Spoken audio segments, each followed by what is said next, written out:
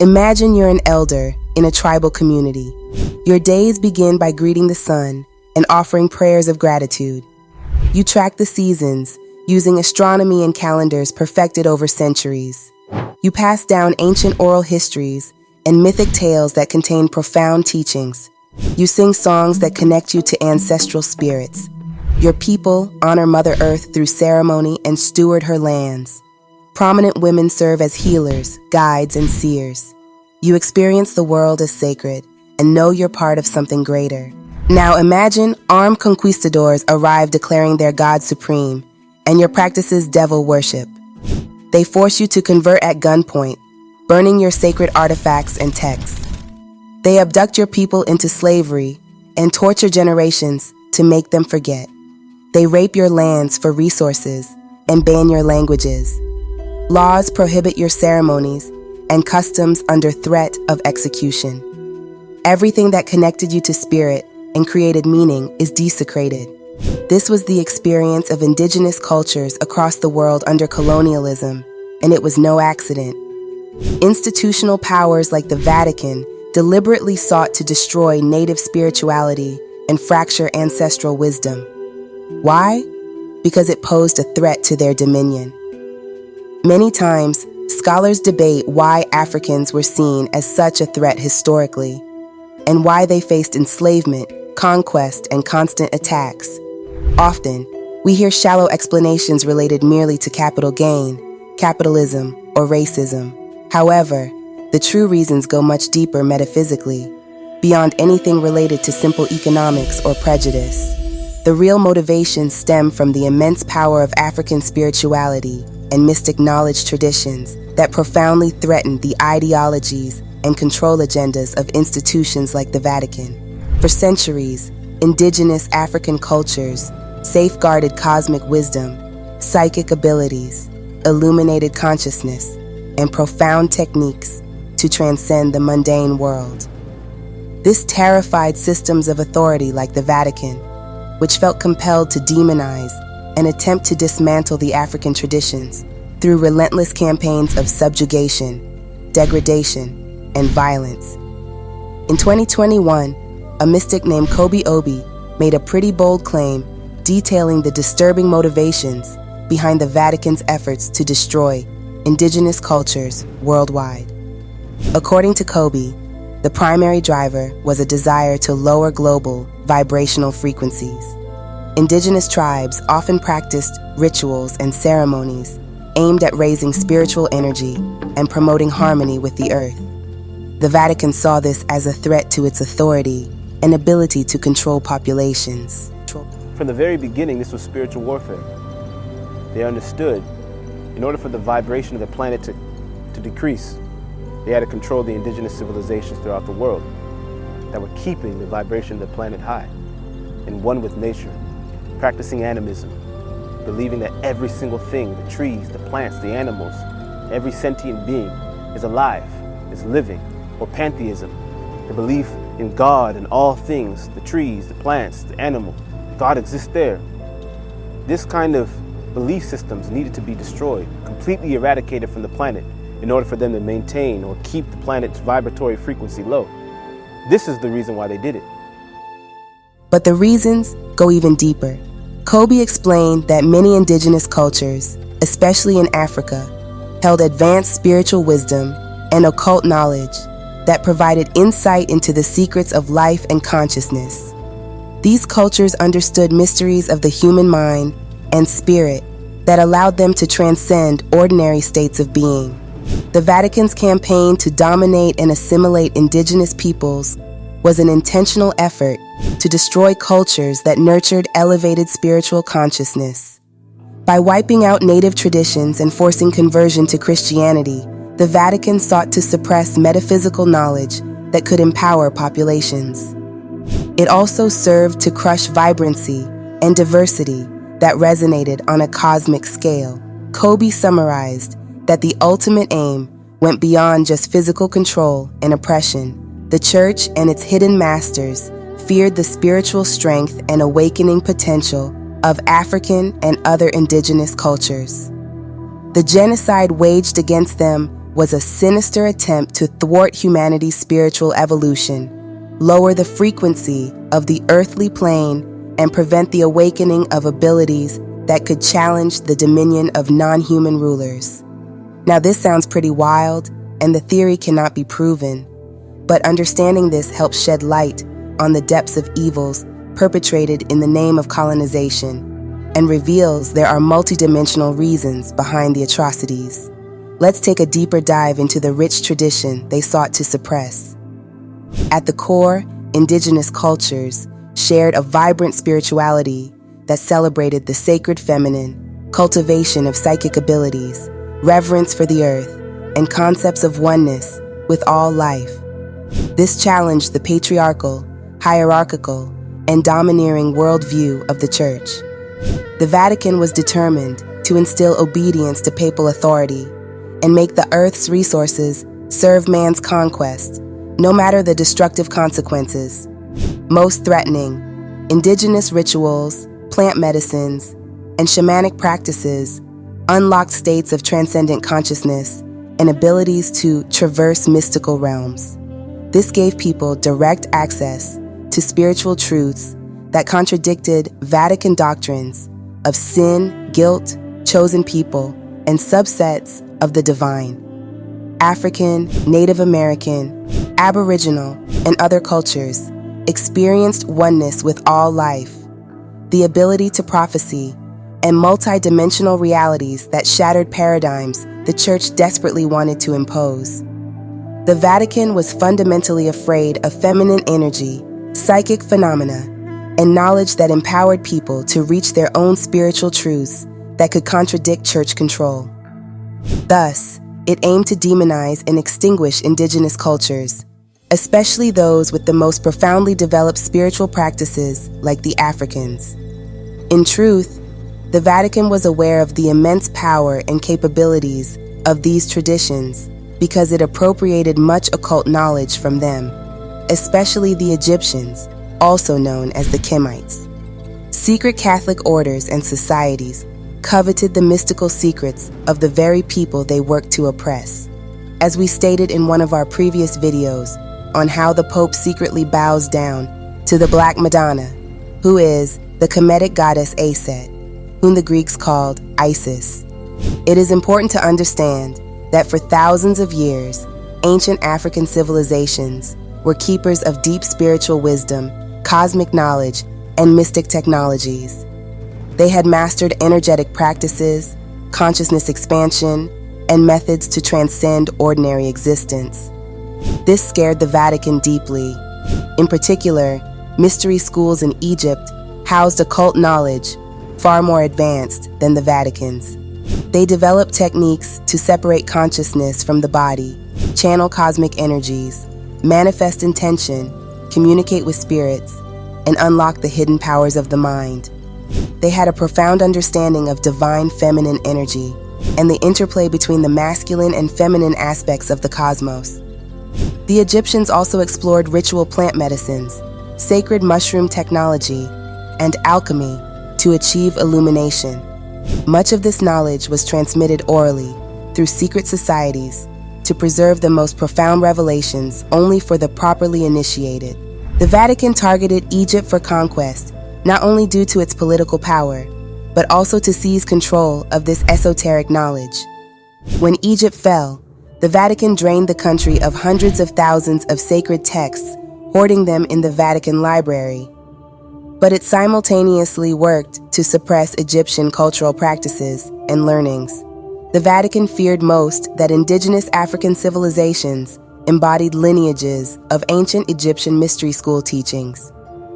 Their shamans, priests, and healers safeguarded powerful knowledge of energy work, consciousness, and advanced inner technologies to experience higher planes of existence. If allowed to thrive, these cultures could nurture realization of humanity's dormant clairvoyance, psychic abilities, and passport to transcend the matrix-like illusion imposed by the ruling elite. So the Church developed strategies to disconnect indigenous peoples from their spiritual heritage, distort their cosmology, destroy cultural artifacts and texts, and reprogram minds through systematic trauma. It used force, fear, violence, and trauma to shut down areas of the brain that enabled higher perception. The brutal conquest of Africa and the Americas was spiritual warfare camouflaged as colonialism. For example, here are some key events in history where the Vatican Church launched vicious campaigns to undermine the power of these enlightened cultures. Number 1. The Catholic Church's so-called doctrine of discovery in the 15th century encouraged the conquest and seizure of indigenous lands, paving the way for colonization of Africa and the Americas. Number 2. Missionary activity, starting in the 15th century, sought to convert native populations in Africa and the Americas to Christianity to bring them under papal authority. This undermined indigenous spiritual beliefs. Number 3. The Spanish Inquisition, beginning in 1478, persecuted and forcibly converted Moors, Sufi Muslims, and mystical traditions in Spain, demonstrating the Church's campaign against other enlightened orders. Also, the violent suppression of Gnostic sects in the Middle Ages showed the Vatican sought to eliminate mystical Christian movements that challenged papal power. Number 4. Notorious incidents like the Salem witch trials in the late 1600s illustrated the Catholic Church's attempts to suppress mysticism and stamp out heresy. The Salem witch trials in the late 1600s disproportionately targeted women, particularly women seen as threats to puritanical patriarchal authority.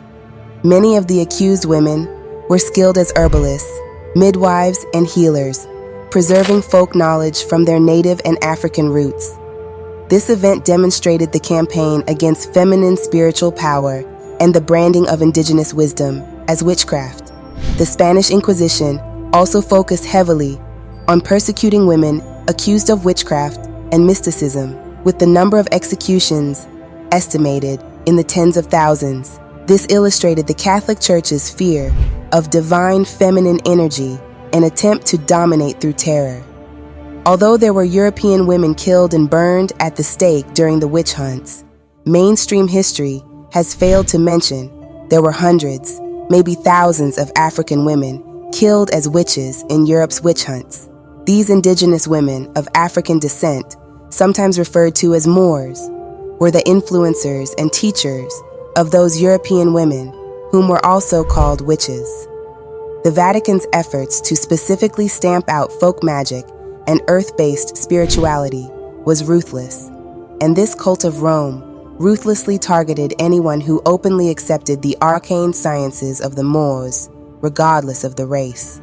The demonization of their practices served to disconnect people from ancestral wisdom traditions. The slave trade. The slave trade amplified this agenda by abducting millions of Africans with high levels of spiritual prowess. They were beaten, chained, and terrorized to shut down their connection to ancestors and access to cosmic consciousness. This focused disconnection of African peoples from their deepest roots and sole purposes continued through Jim Crow, apartheid, police brutality, and modern systemic racism. Now, you may be asking yourselves, how are the Vatican this powerful? Aren't they just a religious organization? Did they have the power to launch such vicious campaigns, such as wars, slavery, and colonialism? Well, it appears they did. Let's break it down. Beneath the Vatican lies the Rothschild dynasty, who serve as the personal bankers of the papacy. This secret agreement has given them the sinister moniker, the Papal Bull. Under this cloud of secrecy, the Rothschilds manage the vast wealth of the Vatican, ensuring that this powerful religious institution continues to exert its influence on a global scale. This unholy alliance between the Rothschilds and the Vatican represents a fusion of financial and spiritual power that has been kept hidden from the masses. Through this union, they control not only the flow of money, but also the narrative that guides the faith of billions. The Rothschilds are given free rein to manipulate markets, instigate wars, and sway politics to align with Vatican aims. Yet, they remain subordinate servants, for their true power lies not in riches, but in maintaining the illusion of monetary control. Behind the curtain, the Vatican pulls their strings as the spiritual controller of over 1 billion faithful.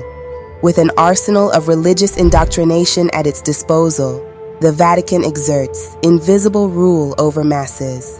The Rothschilds provide a financial front to conceal the Vatican's true reach.